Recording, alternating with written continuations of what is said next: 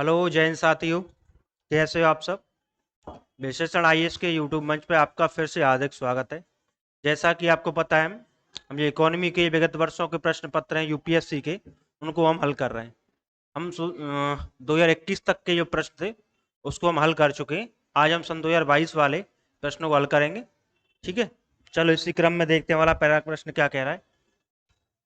भारतीय अर्थव्यवस्था के संदर्भ में निम्नलिखित कथनों पर विचार कीजिए। ठीक है, अंकित प्रभावी विनिमय दर नॉमिनल इफेक्टिव एक्सचेंज रेट में वृद्धि रुपए की मूल्य वृद्धि को दर्शाता है। ठीक, क्या कॉन्सेप्ट है ये? नीर। ठीक है, दूसरा क्या कह रहा है, वास्तविक प्रभावी विनिमय दर रियल इफेक्टिव एक्सचेंज रेट में वृद्धि व्यापार प्रतिस्पर्धा में सुधार को दर्शाता है। ठीक है, तीसरा क्या कह रहा है, अन्य देशों में मुद्रास्फीति के सापेक्ष घरेलू मुद्रास्फीति में बढ़ने की प्रवृत्ति नीर और रीढ़ के बीच में वर्तमान अपसरण उत्पन्न कर सकता है। ठीक, देखो पहले तो मैं जानना नीर और रीढ़ क्या होता है। ठीक है, बिल्कुल आम भाषा में जानेंगे। अब ऐसे समझिए कि $1 है, इसकी जो वैल्यू है वर्तमान में मान लेते हैं जनवरी 2024 में 80 रुपए है। ठीक, अब मान लो $1 की वैल्यू अप्रैल में, अप्रैल 2024 में जो आती है 74। इसका मतलब यह है कि डॉलर के सापेक्ष रुपया मजबूत हो रहा है। इससे तो ये निष्कर्ष निकल सकता है, लेकिन क्या है कि किसी एक संदर्भ में देखना बहुत उचित बात नहीं है। ठीक है, इकोनॉमी के संदर्भ से हम ये करें कि यूरो के सापेक्ष कितना है। ठीक है, रियाल के सापेक्ष। ठीक है, अब मान लो यूरो के सापेक्ष 50 रुपए,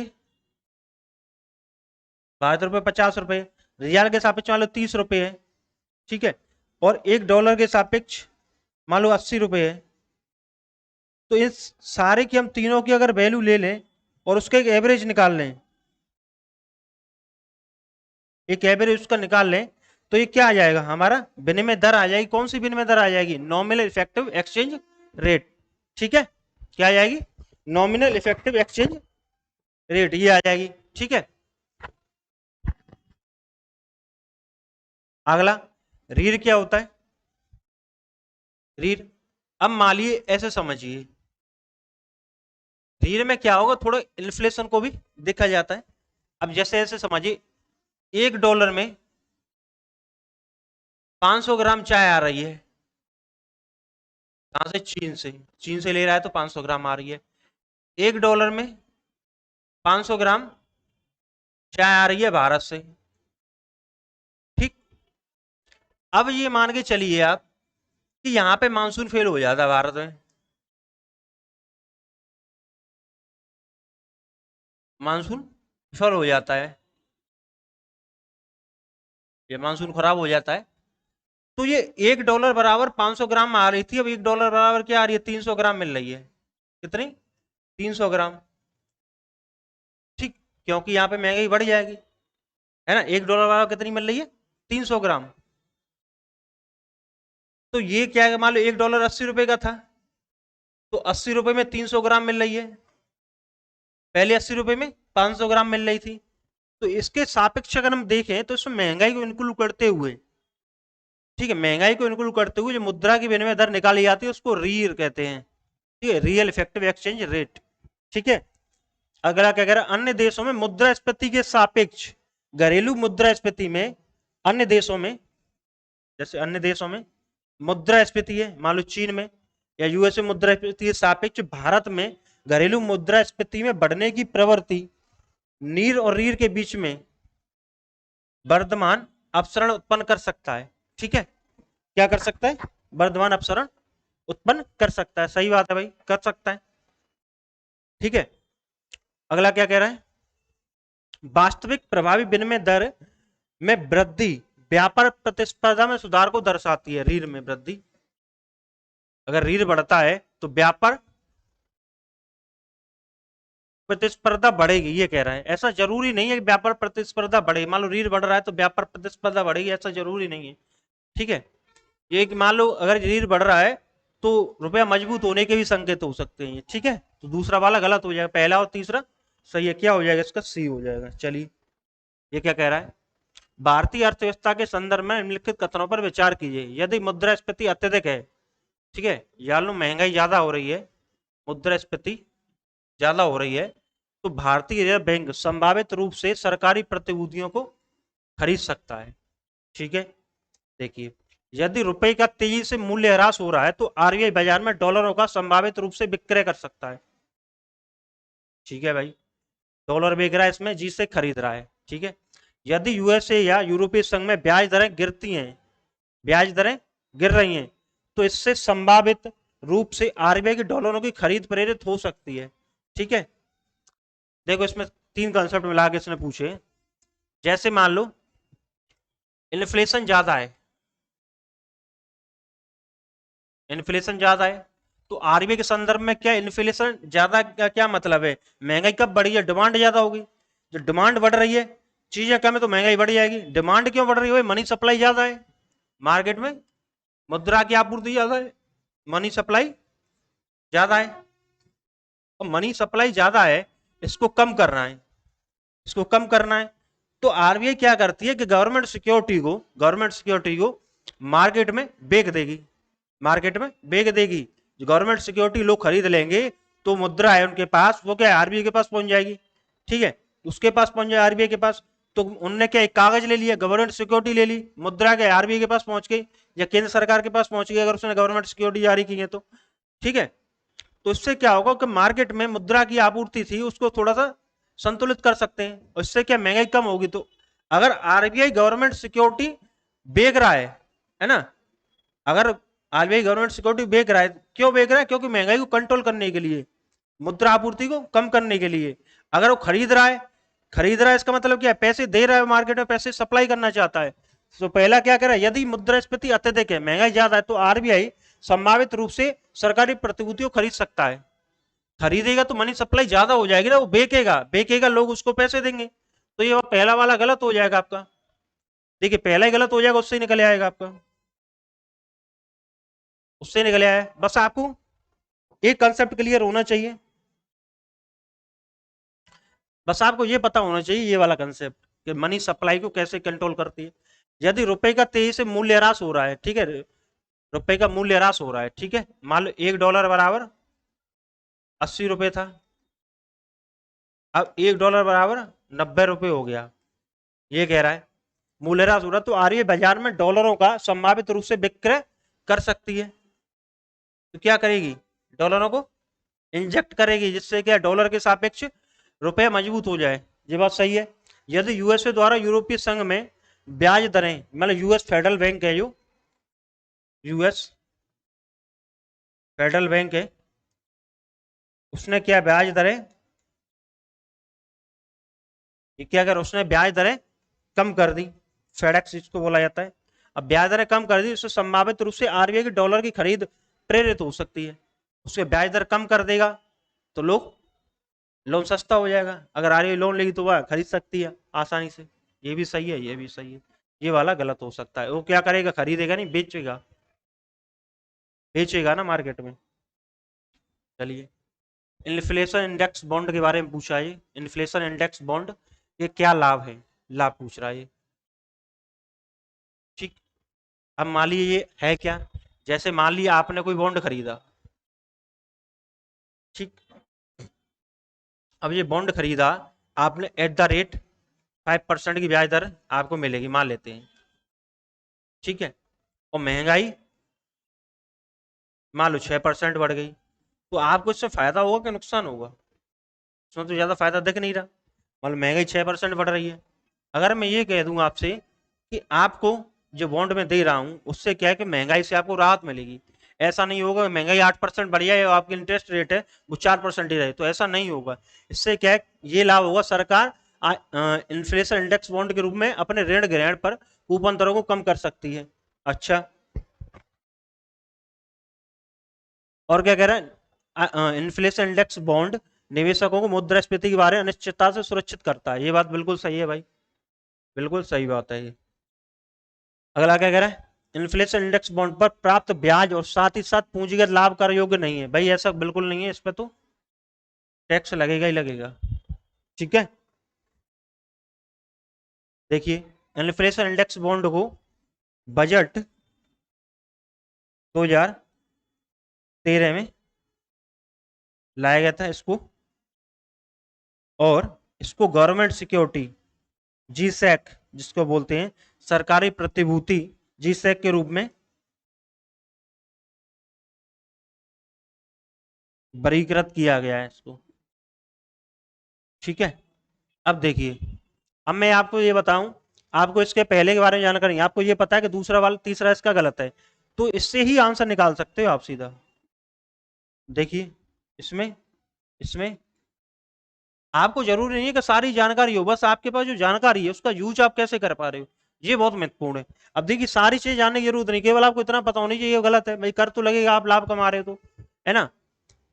तो ये क्या हो जाएगा, पहला वाला भी इसका सही हो जाएगा। मान लेते पहला हमको नहीं ज्यादा जानकारी है, सरकार आईआईबी इन्फ्लेशन इंडेक्स बॉन्ड के रूप में अपने ऋण ग्रहण पर कूपन दरों को कम कर देती है, ऋण ग्रहण को कूपन जो रेट है उसको कम कर देती है। ठीक है भाई, तीनों पहला दूसरा इसका सही हो जाएगा। आपको जो जानकारी है बस उसका कैसे आप यूज कर सकते हो यही सीखना है इस क्वेश्चन करते समय। ठीक है, क्वेश्चन भी रिपीट करते हैं, ऐसी बात नहीं है क्वेश्चन रिपीट नहीं करते। देखिए भारत में कार्य कर रहे विदेशी स्वामित्व की ई कॉमर्स कंपनी, ई वाणिज्य कंपनी के संदर्भ में निम्नलिखित कथनों में कौन से सही हैं। ठीक है, अपने प्लेटफॉर्म को बाजार स्थान के रूप में प्रस्तुत करने के लिए करने के अतिरिक्त भी स्वयं अपने माल का विक्रय भी कर सकते हैं। ठीक, वे अपने प्लेटफॉर्म पर किस अंश तक बड़े विक्रेता को स्वीकार, ये क्या लिख रहा है, वे अपने प्लेटफॉर्म पर किस अंश तक बड़े विक्रेताओं को स्वीकार कर सकते हैं, ये सीमित है। ठीक, देखिए थोड़ी सी इसके बारे में जानकारी ले लेते हैं। ये मान लो कि ई कॉमर्स कंपनी है, गूगल है, फेसबुक है। ठीक है, इसके दो तरह के मॉडल है, वैसे तो तीन रहते हैं। एक market place model,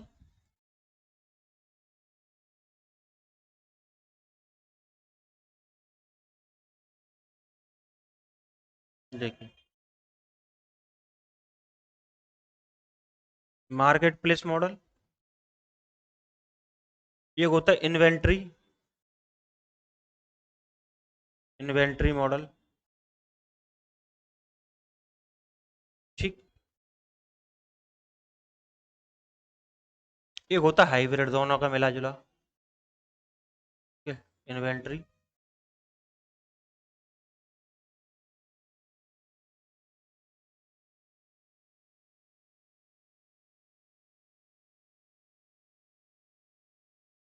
inventory model, एक होता है हाइब्रिड।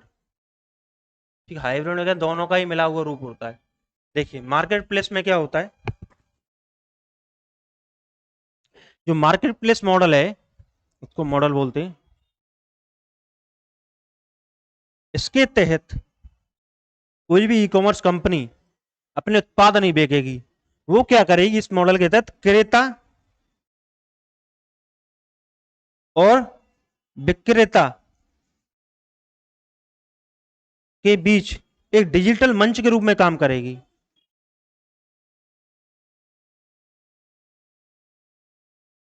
ठीक है, जैसे फेसबुक है, फेसबुक क्या है, कई कंपनियों को प्रचार करवाते हैं अपने प्लेटफॉर्म पे, वहां से क्या कंपनी अपना प्रचार कर रही है, और ये क्या है अपना जो क्रेता है उसको सामान मिल रहा है, विक्रेता अपना सामान बेच रहा है, एक प्लेटफॉर्म के रूप में काम कर रहे हैं।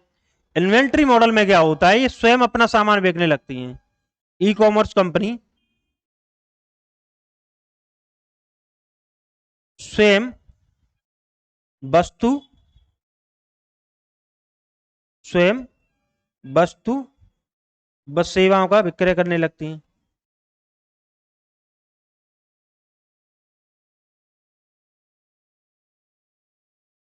ठीक है, ये इसमें है। देखिए अब आते हैं प्रश्न में, अपने प्लेटफॉर्म को बाजार स्थान मार्केट प्लेस, ठीक है, के रूप में प्रस्तुत करने के अतिरिक्त वे स्वयं अपने माल का विक्रय भी कर सकता है।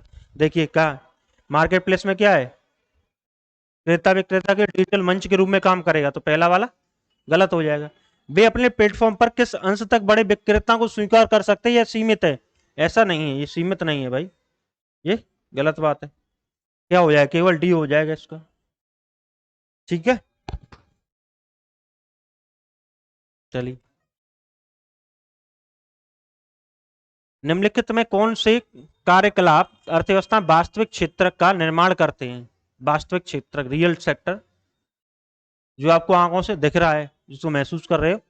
किसानों को अपनी फसलें काटना, ठीक है भाई, किसान अपनी फसल काट रहे। कपड़ा मिलों कच्ची कपास को कपड़े बदलना, ये भी सही बात है। ठीक, किसी वाणिज्यिक बैंक का किसी व्यापारी कंपनी को धनराशि उधार देना, ठीक है। अब देख, किसी कॉर्पोरेट निकाय का विदेश में रुपया अंकित मूल्य बॉन्ड जारी करना, रुपया अंकित मूल्य बॉन्ड जारी करना, ये क्या वास्तविक क्षेत्र नहीं है ये। ठीक है, मान लो पहला दूसरा, आपको पता है कि पहला दूसरा सही है, इसमें पहला दूसरा नहीं है, इसमें पहला दूसरा नहीं है।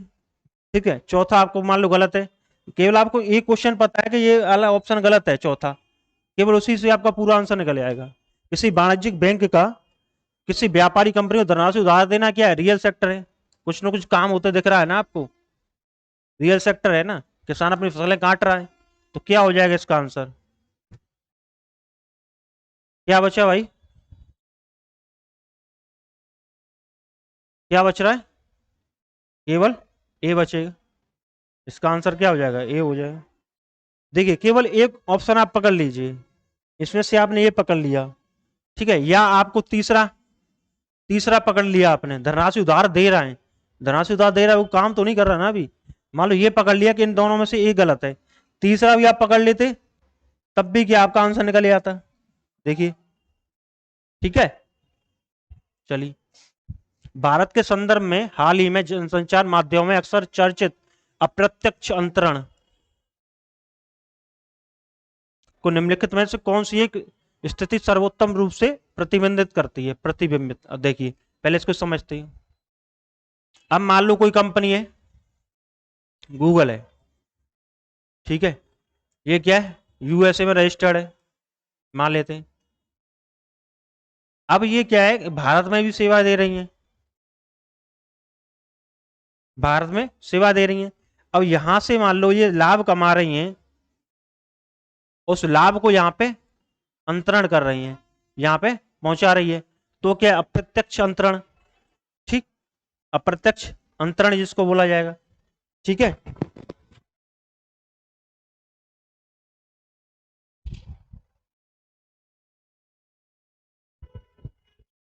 लेकिन आईटी एक्ट में 2012 में इनकम टैक्स एक्ट 1961 है, 2012 में आईटी एक्ट में इनकम टैक्स एक्ट 1961 में संशोधन किया गया और इस पर कर लगाया गया, इसको बोलते रेट्रोस्पेक्टिव टैक्स, रेट्रोस्पेक्टिव टैक्स। काफी विरोध किया था इन कंपनियों ने, है ना, ऐसा लेके आप नहीं भाग सकते। अब आते हैं हम प्रश्न के ऑप्शन क्या कह रहे हैं। कोई भारतीय कंपनी जिसने किसी विदेशी उद्यम में निवेश किया हो, ठीक है, कोई भारतीय कंपनी जिसने किसी विदेशी उद्यम में निवेश किया हो और अपने निवेश पर मिलने वाले लाभ पर उसने बाहरी देश को अदा कर दी हो, ऐसा ऐसा कुछ नहीं है। कोई विदेशी कंपनी जिसने भारत में निवेश किया हो, कोई विदेशी कंपनी जिसने भारत में निवेश किया हो और अपने निवेश से मिलने वाले लाभ पर अपने आधारभूत देश को कर अदा करती है। ठीक है, कोई भारतीय कंपनी जो किसी बाहरी देश में मूर्त संपत्ति खरीदती है, भारत की कंपनी है किसी और देश में संपत्ति खरीद रही है, मान लो घर खरीद रही है या कोई जमीन खरीद रही है, और उसका मूल्य बढ़ने पर उन्हें बेच देती है तथा प्राप्ति को भारत में अंतरित कर देती है। अच्छा, कोई विदेशी कंपनी शेयर अंतरित करती है, शेयर अंतरित करती है, और ऐसे शेयर भारत में स्थित परिसंपत्तियों से अपना वस्तुगत मूल्य उत्पन्न करते हैं। ठीक है, ये क्या लाभ है। इसी प्रकार के शेयर को भी अंतरित कर सकती है ये शेयरों को, तो ये क्या हो गया, ऑप्शन डी हो जाएगा इसका। ठीक है, चलिए। किसी संगठन या कंपनी द्वारा किए गए व्यय के संदर्भ निम्नलिखित में से कौन से सही हैं। नई प्रौद्योगिकी प्राप्त करना पूंजीगत व्यय है, नई प्रौद्योगिकी ला रहा भाई, पूंजीगत पूंजीगत व्यय, सही बात है। ऋण के वित्तीयन को पूंजीगत व्यय माना जाता है, जबकि इक्विटी वित्तीयन को, ऋण के वित्तीयन को पूंजीगत व्यय माना जाता है, जबकि इक्विटी वित्तीयन को राजस्व व्यय माना माना जाता है। यहां से थोड़ा ये होगा, माना जाता है। ठीक है, देखिए राजस्व व्यय में क्या आएगा, एक, देखिए पूंजीगत व्यय में क्या आता है, पूंजीगत संपत्ति बनती है एक तो, और सरकार की देनदारी कम होती है। मानो ऋण चुका दिया सरकार ने, देनदारी कम होती है।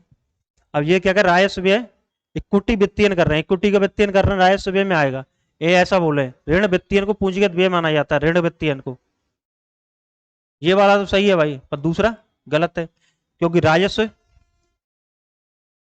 व्यय में न तो कोई पूंजी का निर्माण होता है, पूंजीगत संपत्ति,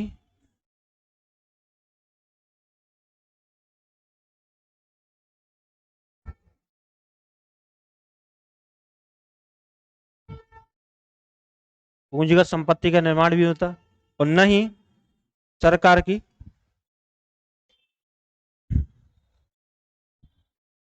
सरकार की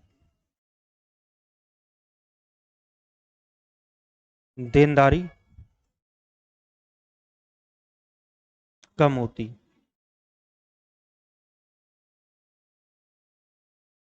ठीक है,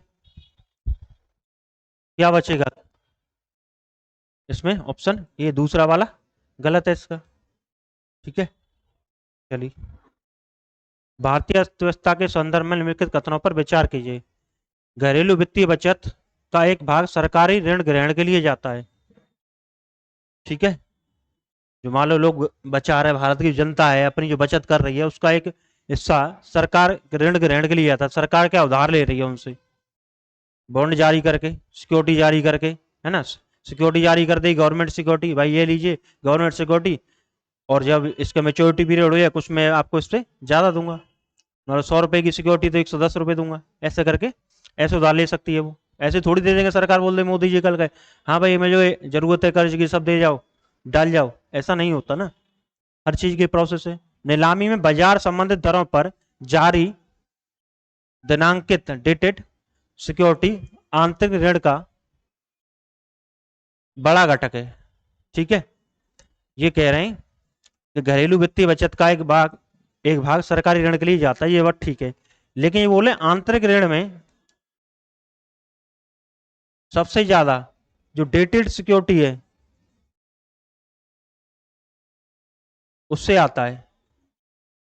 किससे आ रहा है, डेटेड सिक्योरिटी से सबसे ज्यादा बता रहे हैं।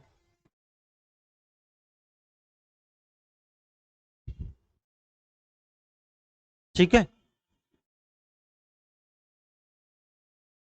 देखिए ये भी सही है, ऑप्शन सी हो जाएगा। इसके बाद डेटेड सिक्योरिटी लगभग 40% आता है, उसके बाद आता है गवर्नमेंट सिक्योरिटी, जी सेक, ये लगभग 4% के आसपास।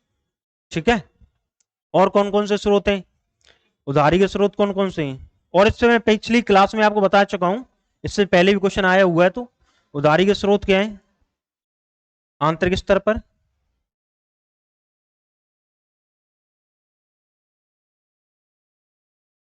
क्या क्या स्रोत है भाई आंतरिक स्तर पर,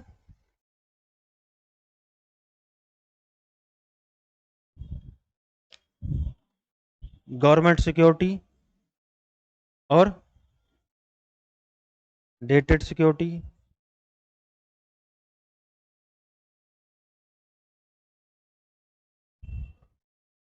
ठीक है,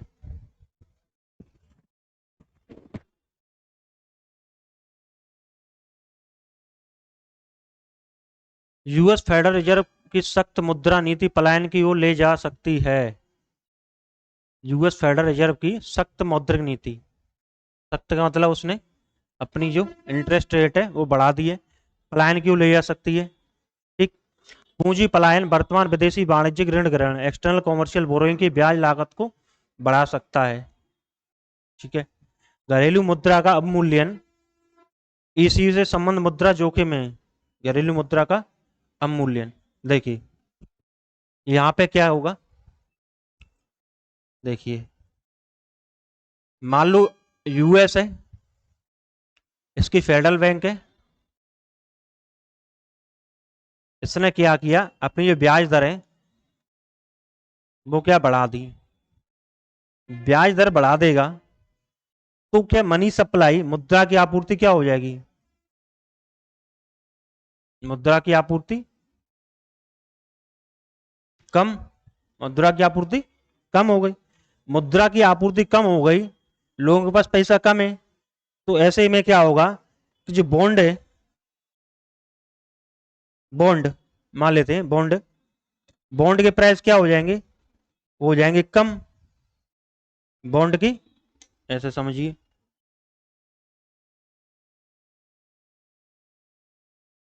बॉन्ड की कीमत क्या हो गई, कम हो गई, बॉन्ड की कीमत कम हो गई तो उसमें प्रतिफल क्या हो गया, ज्यादा मिलेगा।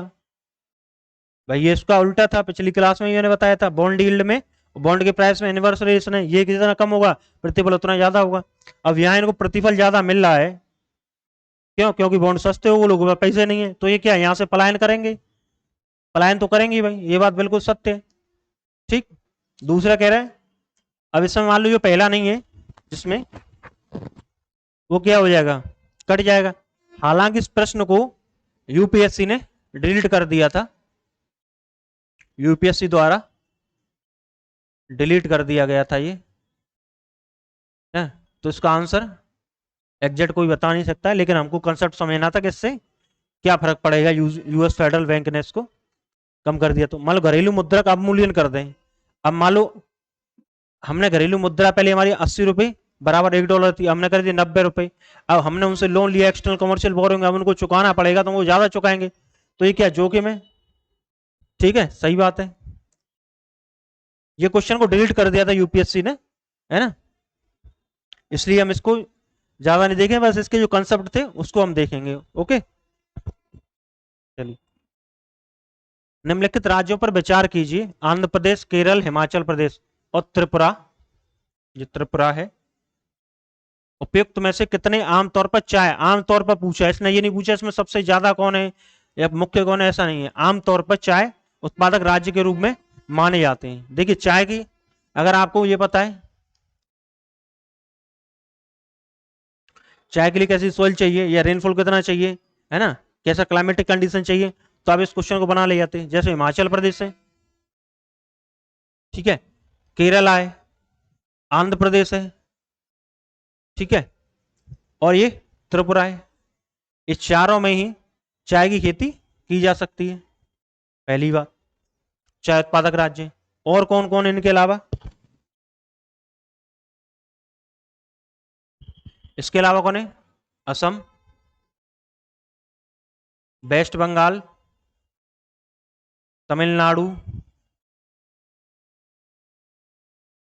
और त्रिपुरा, मेनली तो ये है, और इनमें भी चाय की खेती हो सकती है, इनकी क्लाइमेटिक कंडीशन ऐसी है, ठीक है। चलिए देखिए, भारत में साख क्षमता निर्धारण एजेंसियां, क्रेडिट रेटिंग एजेंसी, भारतीय रिजर्व बैंक द्वारा विनियमित की जाती है। भाई क्रेडिट रेटिंग एजेंसी से आरबीआई कोई लेने देना नहीं है, इसको सेबी रेगुलेट करती है, security exchange board of India. अब जिसमें पहला है उसको आप काट दोगे तो अपने आप ही उत्तर आ जाएगा। बस आपको जितनी जानकारी है, मैं वही बोल रहा हूँ बार बार, उसको आप कैसे यूज करते हो एग्जाम में, प्रेजेंस ऑफ माइंड आपका कैसा है, आपने उससे पहले कितने प्रैक्टिस की है क्वेश्चन को, कितना क्वेश्चन को रीड किया है आपने, कितना ऑब्जर्व किया है। अब देखिए इतना बेसिक क्वेश्चन था, बहुत से लोगों को नहीं बन पाया है, क्यों, क्योंकि वो इस पर अटक गए। बस आपको ये देखना था कि भारत में साख क्षमता निर्धारण क्रेडिट रेटिंग एजेंसी को कौन रेगुलेट करता है, अगर आपको थोड़ी बहुत जानकारी होगी तो इसको से भी रेगुलेट करता है, ना कि आरबीआई। अब जिसमें मान लो पहला ही गलत है, पहला गलत है तो इसका क्या ऑप्शन अपने आप निकल के आ जाएगा, इसका दूसरा तीसरा सही होगा। अब हम ऑप्शन पढ़ लेते हैं। ऑप्शन कह रहे Indian credit rating agency, Iqra नाम है, नाम से जाने जाने वाली क्षमता निर्धारण एजेंसी एक पब्लिक लिमिटेड कंपनी है, ठीक है। दूसरा कह रहा है ब्रिक वर्ग रेटिंग एक भारतीय साख क्षमता निर्धारण एजेंसी है। अब आपको ब्रिक वर्क के बारे में तो नहीं सुना होगा, अब आप ऐसे क्वेश्चन करते जाओगे, केवल आपको इसको पकड़ लेना है, इतनी तो आपको बेसिक जानकारी होनी चाहिए, इतनी तो होती है, खैर ऐसी बात नहीं है। अगर आप रेगुलर पढ़ रहे हो तो इतना कहीं ना कहीं अखबार में, मैगजीन में, न्यूज में कहीं ना कहीं आपको सुनने को मिल जाएगा कि आरबीआई ने, अगर ऐसा होता तो आरबीआई कोई ना कोई एक्शन लेती, कोई ना कोई गाइडलाइन जारी करती, वो कहीं ना कहीं अब न्यूज पढ़ रहे तो उसमें तो आ ही जाती। थोड़ा सा प्रेजेंस ऑफ माइंड ऐसे भी लगा सकते हो, अरे यार आरबीआई संबंधित होता, कुछ ना कुछ जानकारी तो आती, आरबीआई के बारे में इतना पढ़ते हैं तुम, तो ये क्या है, गलत हो जाता। तो पहले आ गया, आपको ये मान पता चल गया पहला गलत है इसमें दिया है, तो अपने आप उत्तर आ जाएगा। ठीक है, देखिए इकरा, इकरा के बारे में, Indian credit rating agency,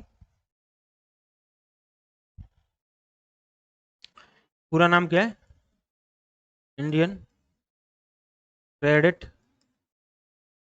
rating agency,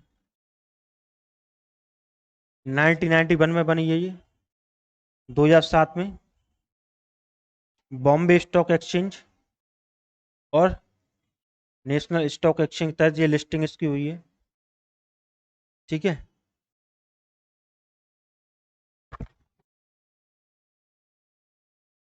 जो ब्रिक वर्ग है वो 2008 में सेबी के तहत रजिस्टर्ड है ये।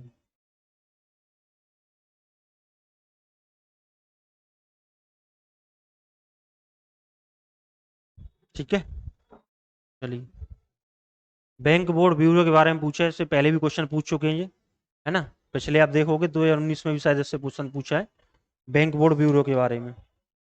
ठीक है, 2019 में, देखिए सन 2014 में इसकी भूमिका मैं बताऊं क्या है बैंक बोर्ड ब्यूरो की। सन 2014 में बैंकों की अध्यक्षों के चयन के हेतु एक समीक्षा समिति बनाई थी, समीक्षा समिति। ठीक है, उसके हेड थे पीजे नायक, जिसको पीजे नायक समिति बोलते हैं, पीजे नायक इसके हेड थे। इन्होंने बोला जो बैंक, जो गवर्नमेंट पब्लिक सेक्टर बैंक हैं, उनके अध्यक्षों की नियुक्ति होती है, उसके लिए एक अलग संस्था होनी चाहिए, उसके अध्यक्षों की नियुक्ति में कोई ऐसा राजनीतिक हस्तक्षेप कम होना चाहिए। ठीक है, तो उनके अध्यक्षों की नियुक्ति बहुत पारदर्शिता के साथ होनी चाहिए, ट्रांसपेरेंसी उसमें होनी चाहिए, जिससे वो सही रूप तरीके से काम कर सके। इसके लिए इन्होंने बैंक बोर्ड ब्यूरो का सुझाव दिया था, किसने, पीजे नायक समिति ने। ठीक है,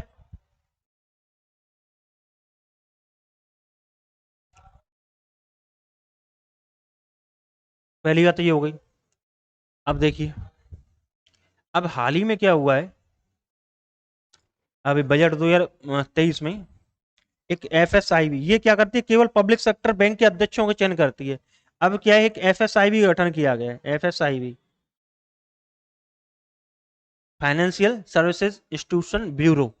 ये क्या करेगा, पब्लिक सेक्टर बैंक और पब्लिक सेक्टर इंश्योरेंस कंपनी, ये दोनों के अध्यक्षों का चयन करेगा। ठीक है, और जो पहले बैंक बोर्ड ब्यूरो था, बैंक बोर्ड ब्यूरो में एक अध्यक्ष होता था प्लस 3 सदस्य होते थे, अध्यक्ष और 3 सदस्य होते थे। ठीक है, केंद्र सरकार द्वारा अध्यक्ष की नियुक्ति की जाती थी। ठीक है, अब क्या कह रहा है ये, देखो, आरबीआई का गवर्नर बैंक बोर्ड ब्यूरो का चेयरमैन होता है, बिल्कुल गलत है, बिल्कुल गलत बात। देखिए पहला, अब मान लो यहां भी आपने पहला पकड़ लिया, पहला गलत, पहला गलत, और ये पहला गलत। देखिए आपको बिल्कुल नहीं पता ये क्या है, बाकी सारी चीजें बस यही है। दो क्वेश्चन अभी मैंने ऐसे ही कराए आपको, हर बार कम से कम पूरे यूपीएससी के पेपर में 15 से 20 क्वेश्चन कम से कम बता रहा हूँ ऐसे रहते हैं कि जिसको आपको एक बेसिक जानकारी चाहिए। और कट ऑफ भी आप देख रहे होंगे, कट ऑफ अभी पिछली बार कट ऑफ 75 नंबर पे गई है।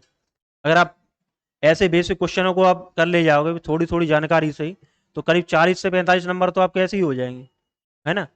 और बाकी थोड़ी बहुत और आप इधर उधर पढ़ाई है आपने साल भर, तो आराम से कट ऑफ निकालना कोई मुश्किल बात नहीं है। बस अंतर ये है कि आप प्रेजेंस ऑफ माइंड आपका कैसा है, आप जितनी जानकारी आपके पास है उसको कैसे यूज कर रहे हो। देखो इसको केवल बेसिक जानकारी चाहिए थी, अगर आपको ये पता है इसका चेयरमैन है वो आरबीआई गवर्नर नहीं होता, तो उसी से क्वेश्चन का आंसर आ जाता। हमारा क्या हो जाएगा, 2 और 3 हो जाएगा। ठीक है। बैंक बोर्ड ब्यूरो सार्वजनिक क्षेत्र बैंकों के अध्यक्षों के चयन के लिए संस्तुत करता है, बिल्कुल सही बात है। बैंक बोर्ड ब्यूरो सार्वजनिक क्षेत्र बैंकों को कार्यनीति और पूंजी वर्धन योजनाओं को विकसित करने में मदद करता है, बिल्कुल सही बात है। ठीक है। अब क्या है, फाइनेंशियल सर्विसेज इंस्टीट्यूशन ब्यूरो है, जो पब्लिक सेक्टर बैंक और पब्लिक सेक्टर इंश्योरेंस कंपनी दोनों के अध्यक्षों के लिए ये सिफारिश करेगा। ठीक है। परिवर्तनीय बॉन्ड के संदर्भ में निम्नलिखित कथनों पर विचार कीजिए। ठीक है। परिवर्तनीय बॉन्ड, क्योंकि बॉन्ड को इक्विटी के लिए बदलने का विकल्प है, परिवर्तनीय बॉन्ड अपेक्षाकृत कम ब्याज दर का भुगतान करते हैं। ठीक है। इक्विटी के लिए बदलने का विकल्प बॉन्ड धारक को बढ़ती हुई उपभोक्ता कीमतों में संलग्नता इंडेक्सेशन की मात्रा प्रदान करता है। ठीक है। ये क्या है भाई, परिवर्तनीय बॉन्ड। देखिए, मान लो आपने कोई कंपनी के बॉन्ड खरीदे। ठीक है। आपने बॉन्ड खरीद लिए किसी कंपनी के। अब मान लो आपको ऐसा लग रहा है कि मैं इस कंपनी के, मान लो आपने 100 करोड़ रुपए, मान लो आपने 1 करोड़ के बॉन्ड खरीद लिए। ठीक। अब आपको ऐसा लग रहा है मैं इस कंपनी की, कंपनी का बॉन्ड का प्रतिफल मुझे नहीं दे पा रही है, तो मैं इस कंपनी की शेयरदार था या इसकी हिस्सेदारी में शामिल हो जाता हूं। तो क्या ये बॉन्ड से क्या इक्विटी में चेंज हो सकता है? इक्विटी मतलब क्या, हिस्सेदारी। तो यही तो कह रहा है, क्योंकि बॉन्ड को इक्विटी के लिए बदलने का विकल्प है, भाई बिल्कुल हो सकता है। तो इसलिए क्या, कम ब्याज दर पर रहते हैं तो इक्विटी बदल सकते हैं। दूसरा क्या, इक्विटी के लिए बदलने का विकल्प बॉन्ड धारक को बढ़ती हुई उपभोक्ता कीमत, उपभोक्ता कीमतों के साथ क्या है, संलग्नता की मात्रा प्रदान करता है। बिल्कुल सही बात है, दोनों इसके सही है। क्या हो जाएगा इसका, सी हो जाएगा। चलिए देखिए, इससे क्वेश्चन पहले आ चुका है, मैं इसको डिस्कस कर चुका हूं, है ना, एआईबी के बारे में। Asian infrastructure and investment bank, missile technology control regime, Shanghai सहयोग संगठन एससीयू। ठीक है। उपयुक्त में से भारत किसका सदस्य है, ये पूछ रहा है। ठीक है। भारत तो वैसे इसमें से तीनों का ही सदस्य है। इसका आंसर क्या हो जाएगा, डी हो जाएगा। ठीक है। अब मान लो इसमें क्या है, एआईआई में क्या है, इसका हेडक्वार्टर बीजिंग में है। ठीक है। चाइना सबसे बड़ा इसमें हिस्सेदारी है चाइना की। उसके बाद भारत है। इसमें एशिया और एशिया से बाहर के सदस्य भी, राष्ट्र भी सदस्य हो सकते हैं, क्योंकि इसके अभी जो मेंबर हैं 105 मेंबर हैं इसमें। तो आपको पता है कि एशिया में तो 105 देश ही नहीं है, एशिया में तो देश 50 के आसपास है। तो कॉमन सेंस वाली प्रश्न है, ये क्वेश्चन इससे आ चुका है। दूसरा क्या कह रहा है, MTCR, missile technology control regime, इसमें लगभग 35 मेंबर हैं। इंडिया को 35वां सदस्य इसमें बनाया गया है।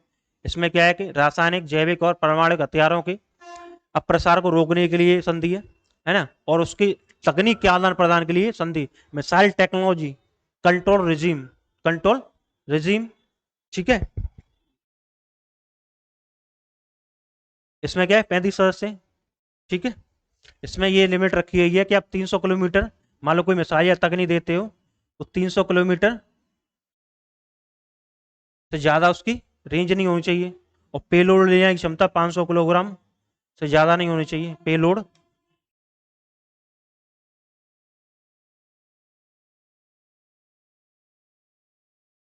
ये क्या, मारक क्षमता।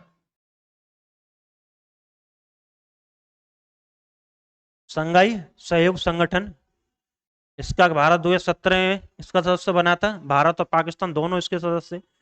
ठीक है। ये क्या, यूरेशिया क्षेत्र में शांति, सुरक्षा और आर्थिक और राजनीतिक हितों की पूर्ति के लिए संगठन, अंतर सरकारी संगठन है ये। ठीक है। चलिए अगला क्या कह रहा है, हाल के वर्षों में वियतनाम विश्व में सबसे तेजी से बढ़ती हुई अर्थव्यवस्था में से एक रहा है। देखिए, ऐसे प्रश्न के बारे में बहुत जानकारी रखना, मुझे नहीं लगता कि आप इसके बारे में बहुत जानकारी रखते होंगे, या किसी ने भी पढ़ा होगा वियतनाम की पॉलिटिकल सिस्टम क्या है, कौन पढ़ेगा।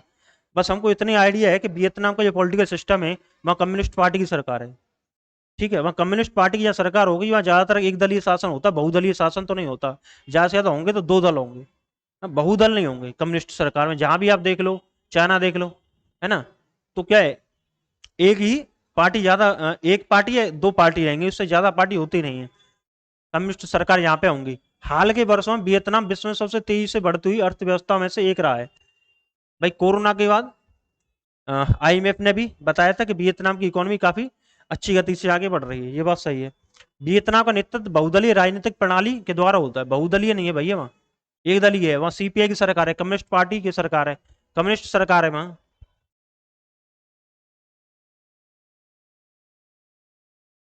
कम्युनिस्ट पार्टी है, तो वो बहुदल तो होंगे ही नहीं। दूसरा वाला गलत हो जाएगा। अब मान लो दूसरे को पकड़ लो आप, ये पकड़ लिया और ये पकड़ लिया आपने, पहला वाला आपका ठीक है। आगे क्या कह रहा है, वियतनाम का आर्थिक विकास विश्वव्यापी पूर्ति श्रृंखला के साथ ग्लोबल सप्लाई चेन के साथ इसके एकीकरण और निर्यात पर मुख्य ध्यान देने से जुड़ा हुआ है। ग्लोबल सप्लाई चेन का मतलब ये है, अब मान लो अमेरिका की कोई कंपनी आईफोन बना रही है, वो यहाँ बोल दे भारत से कि आप बैटरी बनाइए, मान लेते हैं आप बैटरी बनाइए, और मैं वियतनाम से उसके कीपैड का जो बटन होते हैं वो बनवा रहा हूँ, ठीक है। मैं चाइना से कुछ और बना रहा हूँ, ताइवान से कुछ और बना रहा हूँ, तो ये क्या ग्लोबल सप्लाई चेन है, उसका पार्ट है वियतनाम काफी, ठीक है। ये बात बिल्कुल सही है। लंबे समय से वियतनाम की निम्न श्रम लागतों और स्थिर विनिमय दरों ने वैश्विक, भाई श्रम लागत तो कम है वहां की, तभी तो वहां पे जा रहे हैं कंपनी बड़ी बड़ी। स्थिर विनिमय दरों ने वैश्विक निर्माताओं को आकर्षित किया है, ठीक है, सही बात है। हिंद प्रशांत क्षेत्र का सर्वाधिक उत्पादक ई सेवा सेक्टर वियतनाम में है। भाई सर्वाधिक उत्पादक पूछ रहा है, भाई सर्वाधिक तो नहीं है। ऐसे प्रश्न अगर ऐसे शब्द आए तो उनको बिल्कुल काट दो आप, तो क्या हो जाएगा इसका, सी हो जाएगा। चलिए, भारत में निम्नलिखित में कौन मुद्रास्फीति को नियंत्रित कर कीमत स्थिरता बनाए रखने के लिए, भाई देखो इन्फ्लेशन से आरबीआई से इतने प्रश्न आ रहे हैं, हर बार प्रश्न आ रहे हैं, बस थोड़ा सा देख लिए। मुद्रास्फीति को नियंत्रित करने के लिए कौन उत्तरदायी है, कौन उत्तरदायी है, बिल्कुल आरबीआई। पता है कि आप आरबीआई ही इसके लिए जिम्मेदार है, मनी सप्लाई को कम करना, ज्यादा करना, रेपो रेट को। मान लो मनी सप्लाई ज्यादा है, मनी ज्यादा है मार्केट में, लोग डिमांड ज्यादा करेंगे तो महंगाई बढ़ेगी, ठीक है। क्यों बढ़ रही है, क्योंकि रेपो रेट उसने कम कर दी। इसको कम करना मनी सप्लाई को, रेपो रेट को बढ़ा देंगे, मार्केट में पैसा कम जाएगा, तो अपने आप क्या है, डिमांड कम होगी, डिमांड कम होगी तो महंगाई भी कंट्रोल में आ जाएगी। किसका काम है ये, आरबीआई का। चलिए, नॉन फंजिबल टोकन के संदर्भ में निम्नलिखित कथनों पर विचार कीजिए। भौतिक परिसंपत्तियों के अंकीय निरूपण, सही बात है, भौतिक संपत्ति के अंकीय निरूपण को सुकर बनाते हैं। मान लो कोई भौतिक संपत्ति है, ठीक है, कुछ भी हो सकती है, भौतिक फिजिकल गुड्स जो होते हैं उसके अंकीय डिजिटल रिप्रेजेंटेशन, ठीक है, डिजिटल रिप्रेजेंटेशन को सुकर बना रहे हैं, नॉन फंजिबल टोकन एनएफटी, ठीक है। वे अनन्य क्रिप्टोग्राफिक टोकन्स हैं जो किसी ब्लॉकचेन में विद्यमान है, तो सही बात है, किसमें विद्यमान है ये, ब्लॉकचेन में, ब्लॉकचेन तकनीक पर ही ये काम कर रहे हैं, ठीक है। मान लेते हैं कार है, कार की कंपनी है, मान लो कार है, उसको क्या है कि वो तो भौतिक चीज है, उसको मैं डिजिटल रूप में दिखाने लगा नॉन फंजिबल टोकन के रूप में, तो क्या नॉन फंजिबल टोकन वही तो है। ये सही कह रहा है, भौतिक परिसंपत्तियों के अंक ही है, डिजिटल रिप्रेजेंटेशन को 10 सुकर बना रहे हैं, सही बात है भाई। इनका तुल्यता पर व्यापार विनिमय किया जा सकता है, इसलिए इनका वाणिज्यिक लेन देन के माध्यम के रूप में इस्तेमाल किया जा सकता है। ऐसा माध्यम के रूप में इसको लेन देन के रूप में किया जा सकता है भैया, अभी ऐसा नहीं है नॉन फंजिबल टोकन को लेके। तीसरा वाला गलत है आपका, तो क्या बचा, केवल हमारे पास ऑप्शन ए बचा। चलिए, भारत में निम्नलिखित में से कौन से एक उन फैक्ट्रियों में जिनमें कामगार नियुक्त हैं औद्योगिक विवादों, समापनों, छटनी और कामबंदी के विषय में सूचनाओं को संकलित करते हैं।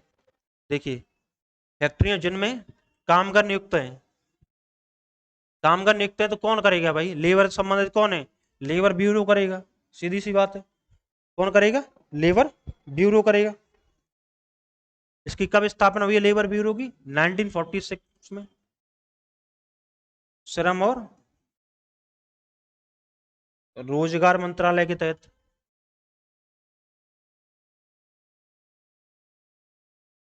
ठीक, श्रम और रोजगार मंत्रालय के तहत। करता क्या है, औद्योगिक श्रमिक को रोजगार, औद्योगिक विवाद, रोजगार, औद्योगिक विवाद, मजदूरी, मजदूरी और काम करने की स्थिति, इन सब पे क्या है, एक सर्वेक्षण, सर्वेक्षण करता है ये। ठीक है,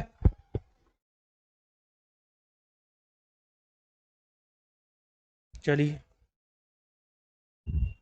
थोड़ा सा इसमें यह है, जो केंद्रीय सांख्यिकी कार्यालय सीएसओ, इसको एनएसएसओ के साथ मर्ज कर दिया है, तो एनएसओ बना, नेशनल स्टैटिकल ऑफिस बना दिया है ना 2019 में। तो केंद्रीय सीएसओ इसको समाप्त करके डीपीआईआईटी है, उद्योग संवर्धन और आंतरिक व्यापार विभाग, department of industry, department for promotion of industry and internal trade, वाणिज्य और उद्योग मंत्रालय के तहत ही आता है। राष्ट्रीय तकनीकी जनशक्ति सूचना प्रणाली, ठीक है, ये क्या है भाई, ये कुछ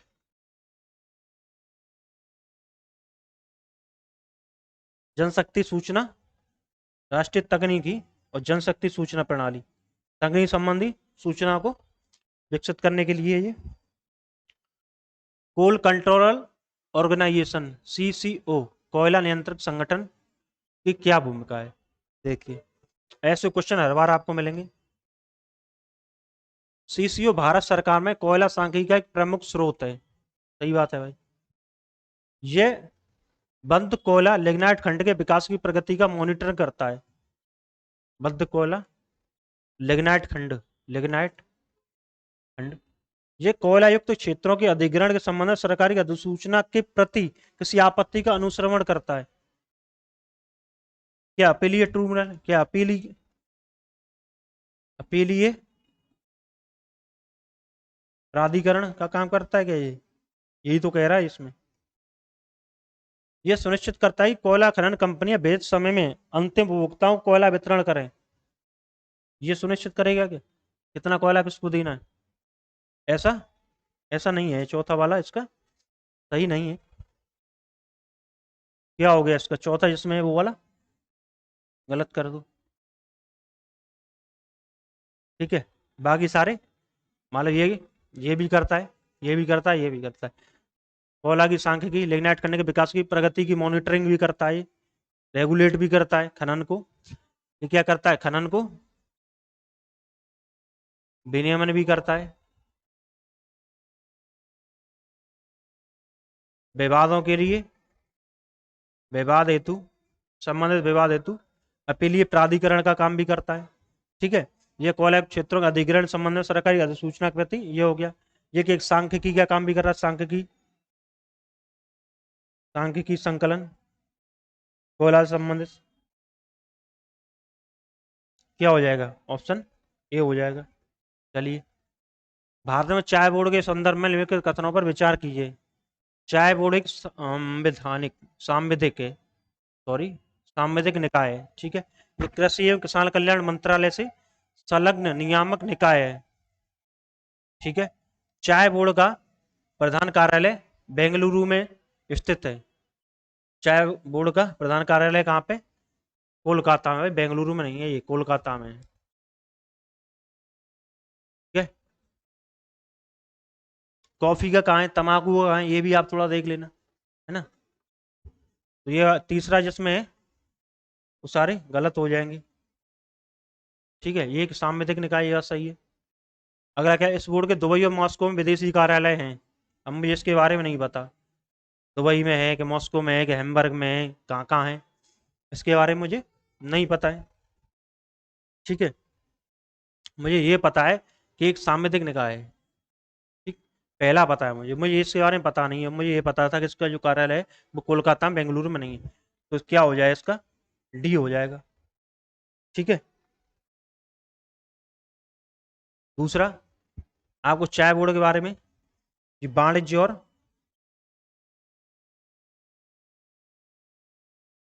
उद्योग मंत्रालय के तहत आएगा। वाणिज्य और उद्योग मंत्रालय के तहत आएगा। ठीक है, कब की है स्थापना इसकी, चाय एक्ट